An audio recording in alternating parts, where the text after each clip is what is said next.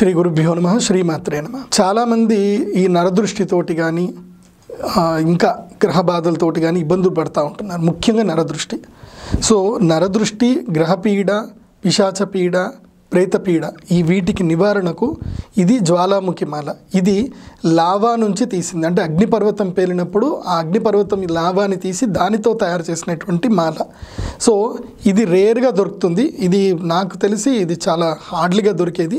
ఈ యొక్క ప్రోడక్ట్ మీకు ఎవరికైనా కావాలి అనుకుంటే 3500 రూపీస్ దీని కాస్ట్ ఉంటుంది.